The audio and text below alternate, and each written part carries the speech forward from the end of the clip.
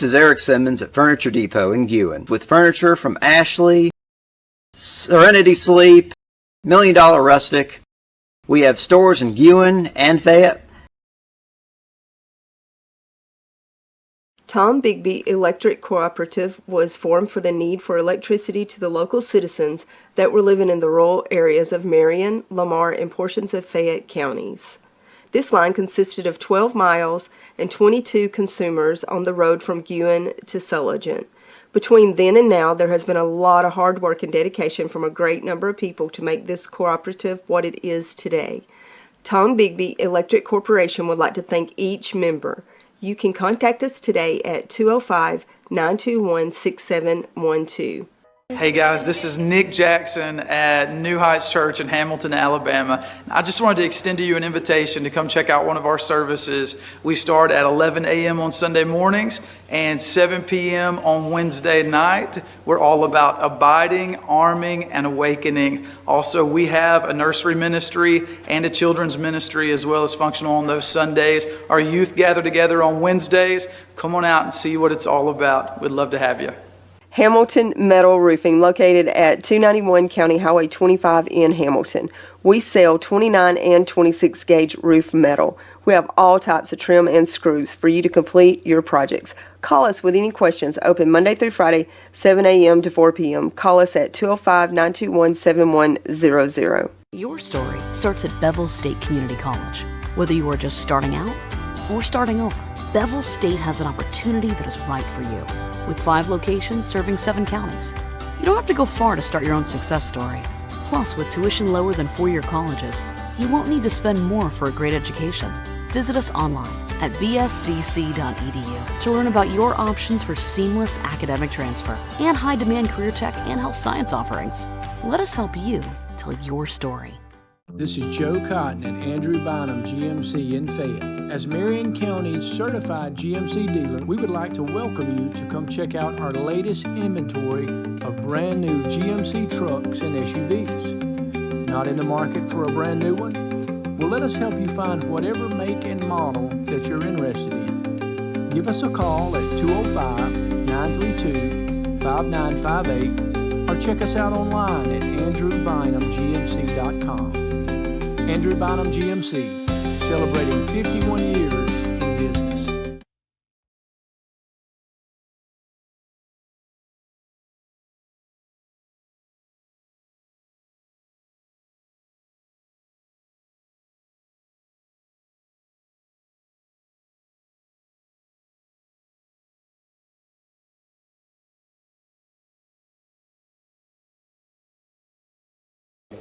Thank you for all that you do for us. Thank you for loving us. And dear Lord, just be with all the people that's on in our communities, dear Lord, that's going through difficult times. And just be with them and touch them and heal them. And people that's lost loved ones, just be with them and bring peace and comfort to them. Dear Lord, just continue to be with Tim and Libby and just continue to touch her body and heal it if it be your will. And dear Lord, just ask all these things in your name. Amen. Amen. Pledge allegiance to the flag of the United States of America and to the republic for which it stands, one nation, under God, indivisible, with liberty and justice for all. I'd like to welcome everyone this morning. We'll call the meeting to order. First thing on the agenda is the public hearing of County Road 141. Greg and Scott, if you'd like to comment on that. I approached, I don't know, it's probably been 3-4 months ago about County Road 141, part of it's paved, part of it's gravelled, and about us closing that section. When I first come into office, it was a section that people used for dumps, and I think ADM, we got some funding through ADM to get all that cleaned up, and I think now they're back dumping, but a lot of that's just timberland with, I think, the exception of one of the landowners in the middle, and he wrote that, and I'm going to bring it together. Yeah, Jason Miller's the only landowner in there outside of the timber company, right? Right, yeah. And they back started dumping in there, and it's just in a just they call it the old Ravens Den Road. Keith's probably familiar with logging, but anyway, we've worked it a time or two, but it's just best with, you know, all the dumping and stuff going on down through there. Just close it and be done with it. So the people have access either end Yeah. of the paved roads. Yeah, This gentleman foreclosed. this one and him. The only two. Now, I live at the end of it, up on the Bear Street end, and then he's got land in the middle down there, and that's the only property beside Randy Kennedy. Now, Randy Kennedy's got 80 acres, but the road that goes through his 80 acres. But I want to gate it off where Randy stops, which I showed Greg and that boy where. Yeah. Anyway, gate it off at the timber line, and then at the other end, gate it off right from here to that wall from the pavement, just where people bug up and around back at me. And then that way they can't nobody go through there no more. And that's what he's talking, illegal dumping. Yeah, said it closed to hell. Yeah, You say gate off at Randy Kennedy's. Is that what you're saying? You know what? Gate off at Randy Kennedy's. Yeah, at the end where Randy Kennedy beats the timber company. yeah, And like that, they make like a half a mile right there that Yeah. they off oats. But they just go in and turn around. yeah. Oh, we can gate it off at my shop. I don't care where it's gated off, as long as it's closed. Yeah. There's a lot of unnecessary activity. I went down there after they cleaned that, all that up, ADM did, and where they cut timber on the left-hand side, somebody threw a commode out there and 2 or 3 bags of garbage, and I got it, and they were from Field Camel, and I turned it over to the sheriff's department. I don't know if they ever pursued it I or went down not. the other day, which I called you. Yeah. And that right out the got cut over there, the garbage scattered everywhere. But all I could find was some kids' names. They were not at school. There wasn't no guy's name on it. Right. So I don't know where it come from. So 106, he lives right here on the corner. And then we would close it here down to 143. I would prefer closing it at the road at 143 versus having half a mile there with no turnaround. Just due to where the property line is, Yeah. you've got probably a 15-foot cut or 10-foot cut on both sides of the road where the road is. If we put a fence there, there's no way for anybody to turn around emergency-wise or anything. There's no way to build a bubble there. I would prefer it be gated at 143, so then that way nobody's going down that half a mile to a dead end that they can't turn around. They're having to back all the way back out. Put our signs and everything here that it's closed, and then close it at the other end as close to we can to 106, just so people aren't going right past his house and then having to back up in his yard to turn around and come back out. Or us have to maintain some type of turnaround if people still cutting through there. Well, if it's not gated at the road, they're gonna go to the gate and throw the garbage out and come back out. Yeah, they are. Yeah. Or, because if we gate it just past the cut section, now they can drive around it because all the timber's been cut, so they're gonna find a path around, and I'd rather not put any kind of cables or fencing or anything besides a gate there to block it. So if we could block it at 143, I think that would be more appropriate.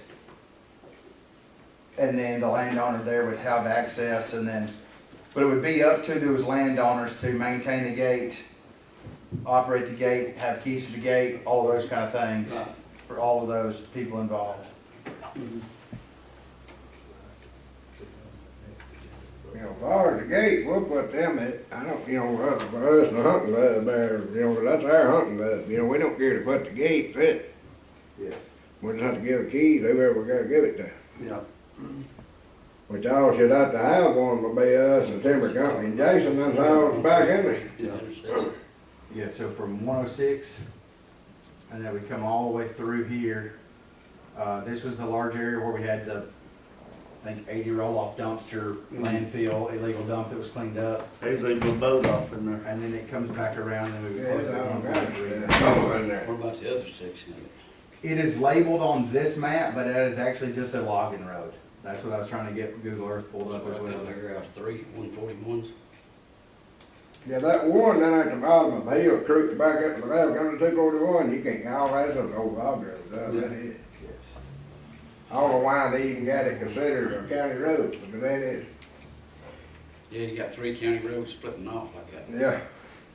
Gating it off, this is my experience with some property I've got with other owners. Everybody puts their own lock on it, and locks them together. That way, Right. you ain't got to give so-and-so a key. Right. You know, you get ready to go in, just unlock your lock, just lock it back. Like it Like was. the lock. Yeah, that's why we've always, That's, to me, that's always worked better. right. This is his property here to this line. And so we would gate it, try to gate it somewhere in here if we need to, so that way if a person had to turn around, they could. It continues through. As you can see, that was just a logging road that goes through there. It may or may not be passable just because of how it comes out, like in this person's yard here. But that section is just a logging road. I know what you're talking about now. And so 141 comes around the sharp bend, there's like a train car culvert at the bottom of this hill. That's And what then- it's up on And then originally they had spoke about gating it here, but because of like the banks on both sides, you're gonna send somebody down the road to just hit a dead end with no turnaround spot.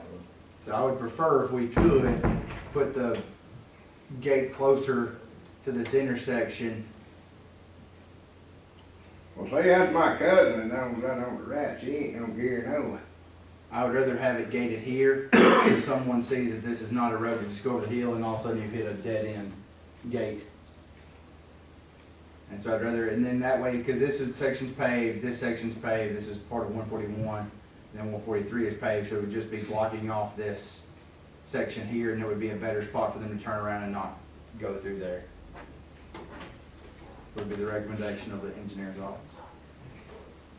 But if we can on the other end, then we better obligated at the timber line, and that way Randy won't have to have no, he ain't have to worry about the gate, you know what I'm saying? Cause he goes in and out back there every day. So that's his piece here. Yeah, that's what I'm saying, right down here, right there where that timber line is, right here. If we could put the gate right in here somewhere, or maybe right in anywhere right here, but they can turn around right here. it. Yeah. As long as we give them an adequate turnaround spot, that we can put the gate, I would suggest the gate go there. Because he's got a cabin right up there in these woods, right up in here. He goes back there about every day or every other day.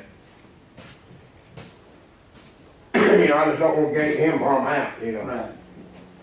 But everybody else, I care less. Well, as much dumping, what'd you say, 80 dumpsters? It was 80 roll-off dumpsters is what I was told. It was a pretty good little project. I can tell you, Kenneth, I can tell you what company done that. What's the chairman over at Winston County now? David Cummins.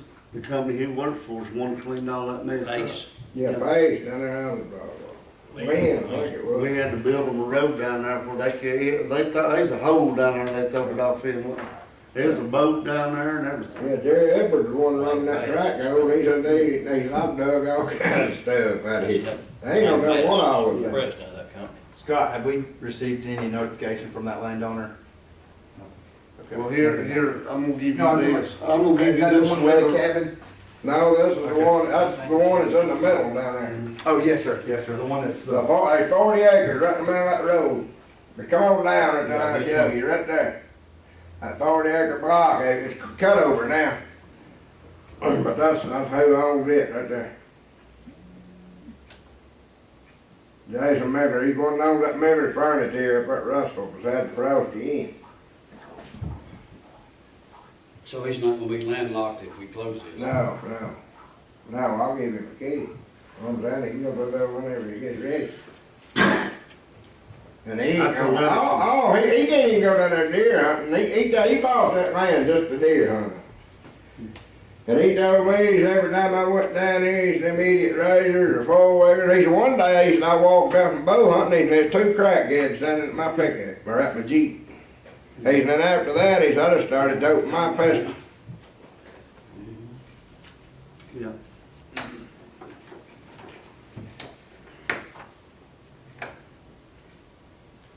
Is there anything else you need, Wesley? Scott, is there anything else you need? Y'all just need to. We need one more landowner permission, is that right? That's what I'd ask if we had heard anything one way or the other from them. As long as they don't disapprove. Miller was in the middle, but this gentleman that has this land, it would just be putting in a gate here or here, if he says yes or no. All of these, this portion could be closed. Wesley got to have, Yeah, I'll give Wesley that letter. Yeah, the one further in the middle, Yeah. it's for closing it. Yeah, he's really the one that would be in question. If he's for it, then.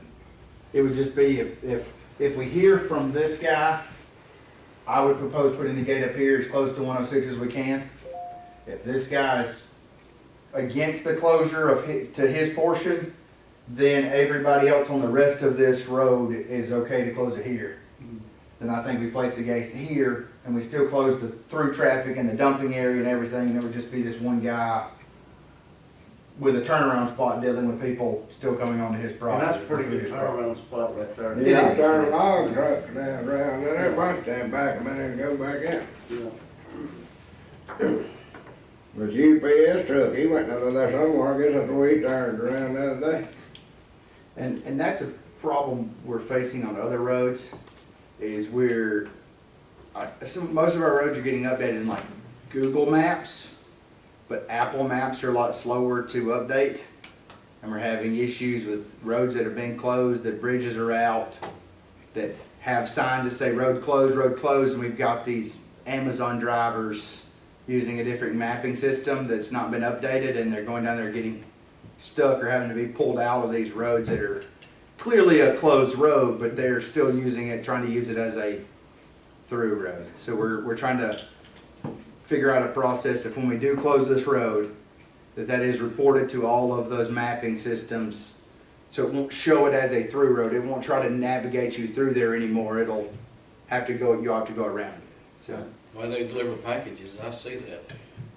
yeah, they, Makes sense. for the record, what is the speed limit on gravel roads? 20? it's really at your discretion. But all county roads are 45 unless posted. Well, I got one me and you need to talk about after this. Started getting phone calls about the razors. Yes, sir. And we're also looking at, Russ knows what I'm talking about. I got a good idea. You run 45 on that road there, you won't have a front end. No, or you'll be off one of them bluffs if you lose it. so we're looking at the speed limits on a couple other roads, and I have a road the other day I saw where we have a 40-mile-an-hour speed limit sign, and 30 feet from it we have a 15-mile-an-hour speed limit sign. So we're, a few summers ago, Ben did a comprehensive list of all of our signs in the county, where all of our speed limit signs are, and we're gonna start trying to look at what roads are posted, not posted, is that the correct speeds, and try to put out some more advisory speed limit signs and things like that. Can I ask you a question? What can we do? And I know everyone, all 5 of us face this problem. But I got 2 stop signs right now at Fairview. It's leaning like that, and it's been done over the weekend. Somebody's either running up against it and pushing them over, but I've got 2 at Fairview right now that's that way. Can we put up cameras, and if we catch them, can we charge them for something? You can get them for destruction of property, I think, because it is like a legal sign that's placed there. It would just be trying to get them for that. I know in other places where if there's a wreck that causes guardrail damage or you hit a utility pole, we can get that information and like charge their insurance for the destruction of property. So if they have a wreck and they hit guardrail, Well, we we can put get it up a replaced. camera today, cause this is, I know since Christmas time, this is about the 4th or 5th time these signs have been replaced. Yes, and then there's also, some signs are having chronic destruction with, you put up a new sign and then go back a week later, somebody's already shot it again. And so, we're looking at possibly getting some more, like I said, more cameras and things to try to limit some of the destruction that's out there.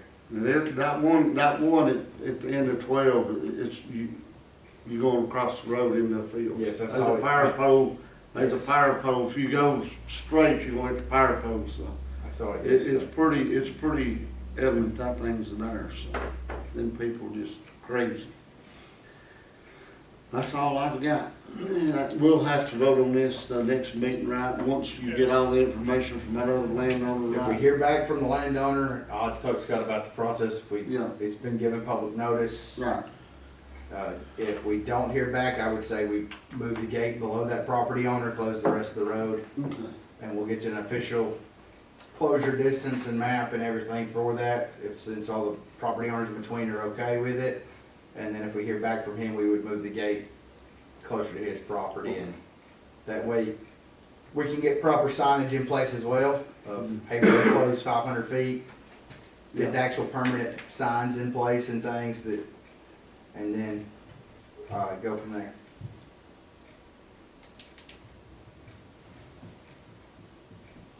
Thank you, Mr. Kelly. Thank you. Next thing on the agenda is a recommendation to approve the minutes of the June 2nd, 2026 regular meeting. Any discussion? I'll make a motion. Greg made a motion. Do I have a second? Second. Tim seconded. All in favor? Next thing on the agenda is a recommendation to approve our accounts payable. Any discussion? Do I have a motion? Motion. Tim made a motion. We have a second. Second. Kenneth seconded. All in favor? I have a recommendation to approve the hire of Jason Engel for solid waste at $16.25 per hour. I'll make a motion. Wes? We've interviewed Jason a couple times. He had taken a job previously before we could hire him officially, and so he's got CDLs, has over-the-road experience. It's non-restricted license. He can drive any of the vehicles we have with manuals and things, which would be a benefit for us due to we having 2 people now, or 3, that can drive our CH truck, and so when we need to use it or pull something big, having more than one person would be a benefit that's unrestricted. Thank you. Any further discussion? Do I have a motion? I'll make a motion. Greg made a motion. Do I have a second? Keith seconded. All in favor? Next, we have a recommendation to the hire of Tyson Hall as a temporary employee for District 1. You still get one. Number 5. I sure did. I'm sorry. Recommendation to approve the hire of Adam Brown for solid waste at $16.25 per hour. Wes? He has worked for Waste Management and for the City Meridian doing garbage collection previously. Been in the area probably a year or so now, and so he has CDLs, operated the gravel truck, those kind of things, and so that's why we were looking to hire him. Both of these guys would be on a 6-month probationary period as well. This get us back full Yes. food. Yeah, them last 2 we hired didn't last too long. Did it? One of them was 4 days. One. He made it a Friday before a double day on Tuesday, and didn't come back. I'll make a motion. All right. Tim made the motion. Do I have a second? Keith seconded. All in favor? Now we'll have a recommendation to hire Tyson Hall as a temporary employee with District 1. I'll make a motion. Greg? What's the pay on this? $13.50. Is he a seasonal worker? Keith? The seasonal He's a worker. seasonal worker. Greg said. That's right. Do I have a motion? I made a motion. Do I have a second? Keith seconded. All in favor? Have a recommendation to approve the hire of Will Warren as a District 2 as a part-time hour, starting at $11.75 per hour. Do I have a motion? I make a motion. Greg made a motion. Do I have a second? Second. Tim seconded, all in favor?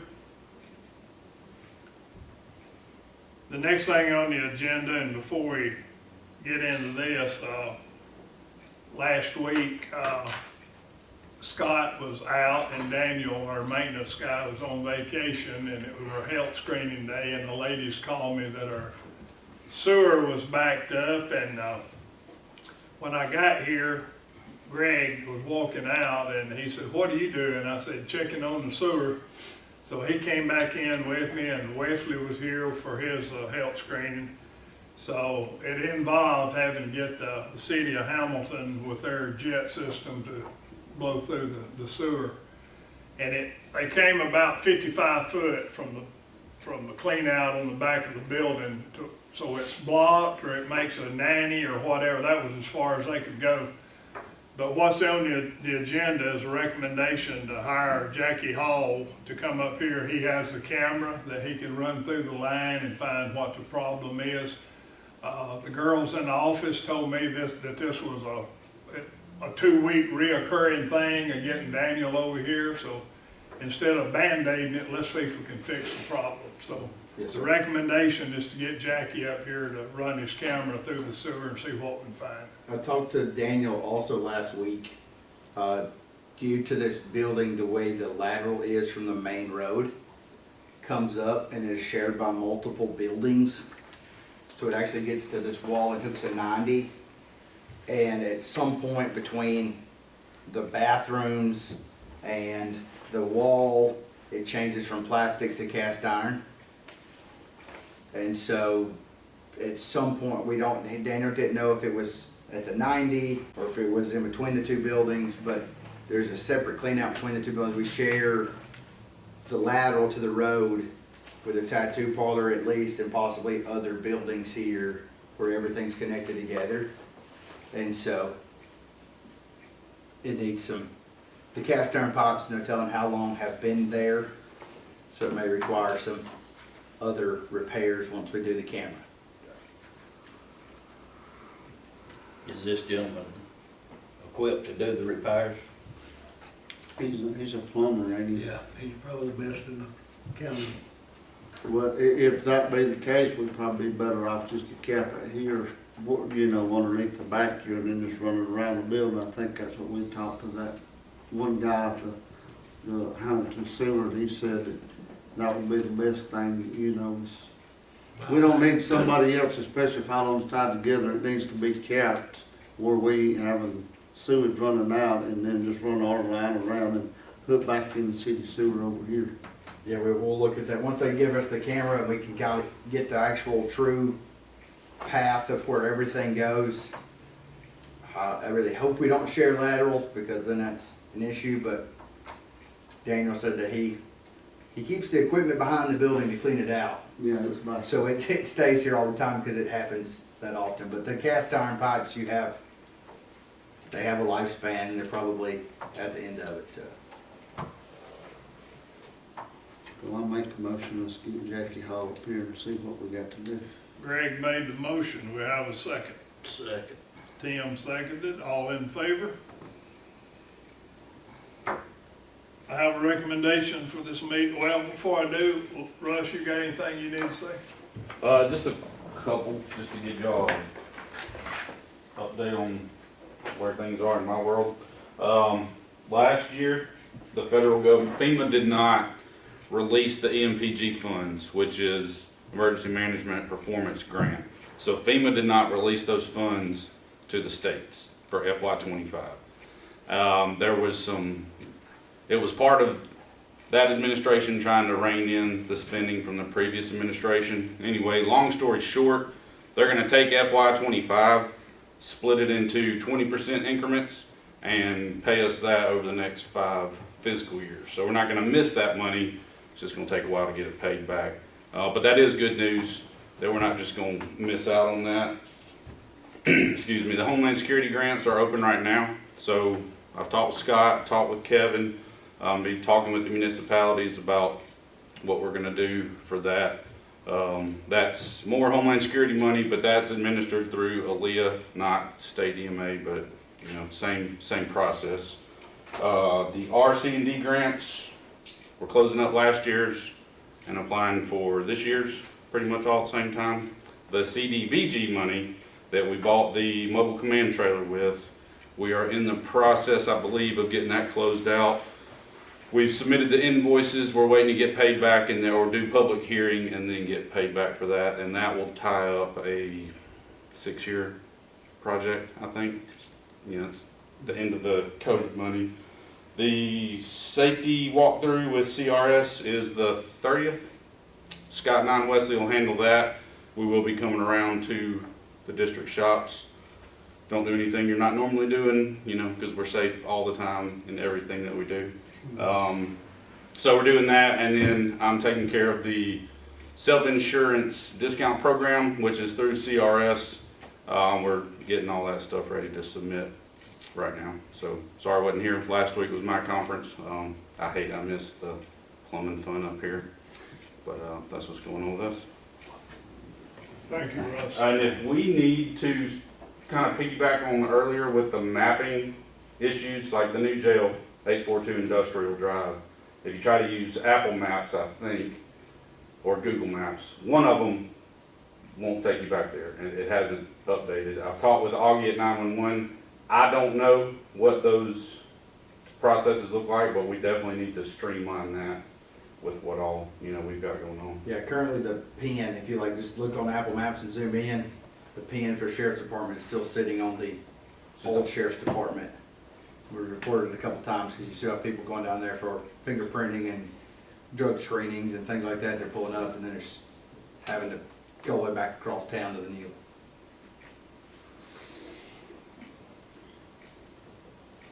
Okay. Hey, while we're on signs and stuff, can you explain to the public why we don't use children's slow signs anymore, and we cannot use speed bumps on county roads or anything like that? All of our county roads are 45 mile an hour and less posted, okay? We used to do slow children at play signs and those things, but they were never monitored of when the child left the area. Same thing with our school bus signs. So now, as a practice, our engineer's office, we're getting some stickers made. We're gonna start dating these signs. So if you say, hey, the road is really curvy here and the school bus is stopping in the road, we will come to a site visit. We will determine we'll do a site visit, determine how far you can see their direction, how fast the buses are going, all those things. If it warrants a sign, we will put up a sign. When we put up a sign, we're going to say, is this kid in the 8th grade? Is this kid in kindergarten? Is this kid in whatever? Because we've got signs up that the kid has graduated in 2005 that we had a school bus sign for, and nobody has paid attention to these signs. And so we're trying to work through a process of saying, hey, if it warrants a sign, we will put up a sign. But we're not just putting up signs, hey, and I got a kid here stopping the bus. We're going to look at the speed, how much you can see, all of those things. But as far as slow kids at play, if it is a rural area, I mean a very populated section of roadway where you have a lot of houses and kids could be coming out, we're more than likely going to look at a speed reduction through there, not a slow kids at play sign, because that's just an advisory sign. If I don't have a white and black speed limit sign to make you slow down, you don't have to slow down. That's up to you to keep your kids out of the road, kind of those kind of things. And so if it is like we've got some areas where you go a long distance and all of a sudden there's 10 houses right there and they're real close to the road, we may look at reducing the speed through there to make it safer for everybody and for you. Because if there's vehicles entering the road or tractors or whatever, we may want to do a speed reduction sign versus a slow kids at play, because then everybody kind of gets used to these same signs being up and nobody ever being in the road, and then all of a sudden there is. I'd rather just slow you down and say, hey, this is a 25 mile an hour section because there's people entering the road any time of the day, or animals could run out in front of you. So that would be safer for the driver to have a speed reduction, not a slow kid at play. And then we're going to try to monitor we're going to be doing a review of our signage that's out there, especially the school bus stop ahead signs, because nobody pays attention to it if there's never been a bus there and there's no kid that lives there anymore. So we're going to try to look at those more often of where we're putting signs up, taking some signs down. Same thing with truck entering highway. We had a gentleman call on one of our roads where he opened up a new shop and was gonna have more trucks coming in and out of the road. Because of the width of the trucks, or the width of the road and the size trucks he's pulling out, it takes him a good minute to fully get out on the road and up to speed. And so we went and did the same thing, sight distance issue, can we get stopped if there's a truck in the road? And then we put up truck entering highway signs. So we will do more. It's not just you call, we go stick it up and it stays up forever. We want to try to start looking at these and may even deny some of them and say, hey, you're in a mile straight away. Everybody can see you if you're pulling out on the road. You really don't need a truck sign.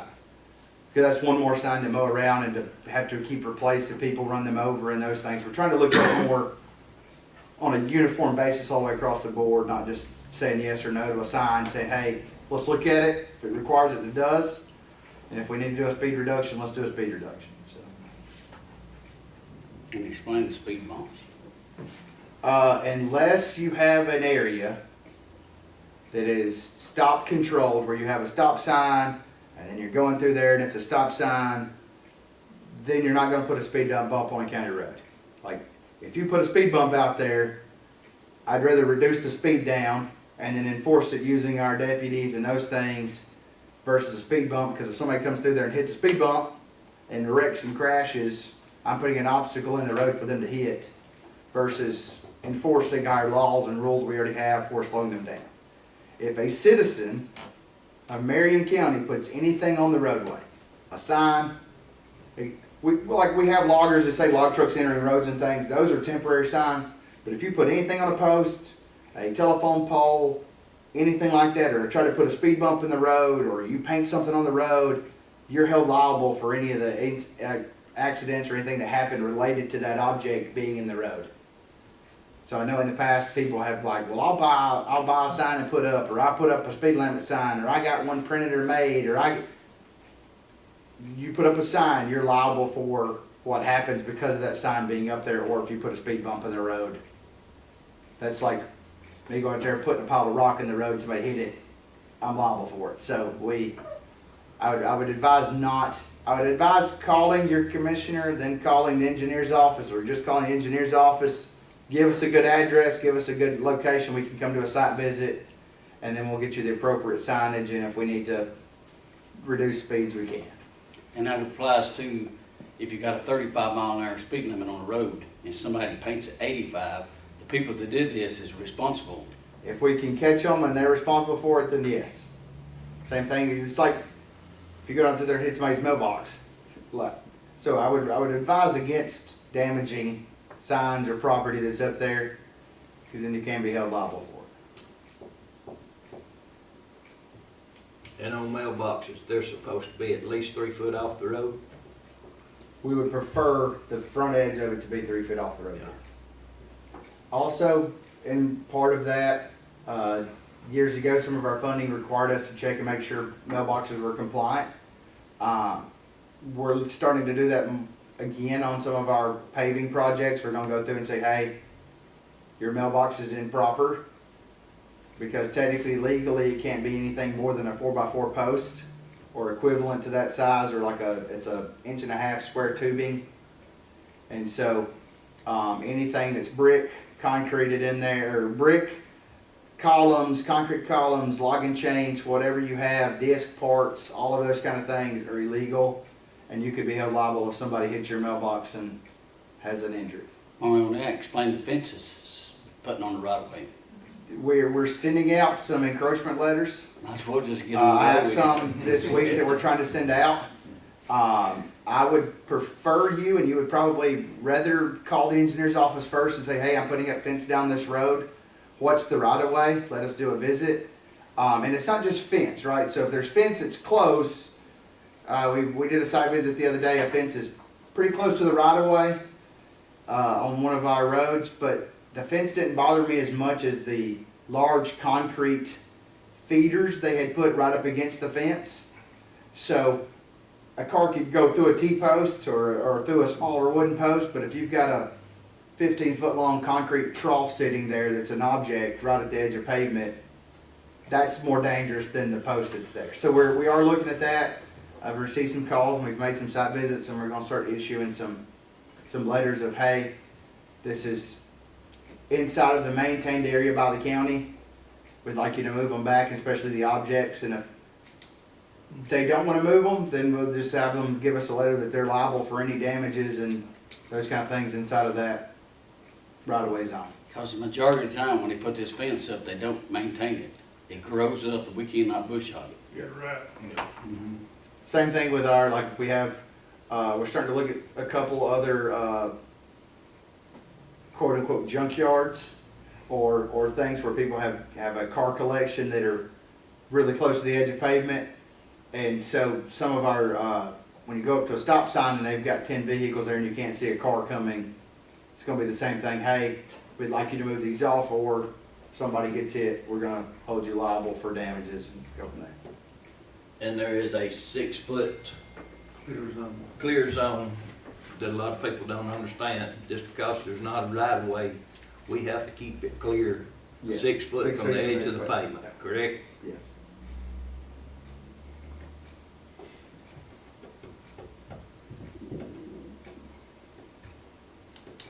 Anything else? I entertain a motion to adjourn. Motion. Greg made the motion. Do I have a second? Second. Kenneth seconded. Thank y'all very much for being here. We're adjourned. This is Eric Simmons at Furniture Depot in Guin with furniture from Ashley, Serenity Sleep, $1 Million Rustic. We have stores in Guin and Fayette. Tom Bigby Electric Cooperative was formed for the need for electricity to the local citizens that were living in the rural areas of Marion, Lamar, and portions of Fayette counties. This line consisted of 12 miles and 22 consumers on the road from Guin to Sulligent. Between then and now, there has been a lot of hard work and dedication from a great number of people to make this cooperative what it is today. Tom Bigby Electric Corporation would like to thank each member. You can contact us today at 205-921-6712. Hey guys, this is Nick Jackson at New Heights Church in Hamilton, Alabama. I just wanted to extend to you an invitation to come check out one of our services. We start at 11 a.m. on Sunday mornings and 7 p.m. on Wednesday night. We're all about abiding, arming, and awakening. Also, we have a nursery ministry and a children's ministry as well as functional on those Sundays. Our youth gather together on Wednesdays. Come on out and see what it's all about. We'd love to have you. Hamilton Metal Roofing, located at 291 County Highway 25 in Hamilton. We sell 29 and 26 gauge roof metal. We have all types of trim and screws for you to complete your projects. Call us with any questions. Open Monday through Friday, 7 a.m. to 4 p.m. Call us at 205-921-7100. Your story starts at Bevel State Community College. Whether you are just starting out or starting over, Bevel State has an opportunity that is right for you. With 5 locations serving 7 counties. You don't have to go far to start your own success story. Plus, with tuition lower than 4-year colleges, you won't need to spend more for a great education. Visit us online at bscc.edu to learn about your options for seamless academic transfer and high-demand career tech and health science offerings. Let us help you tell your story.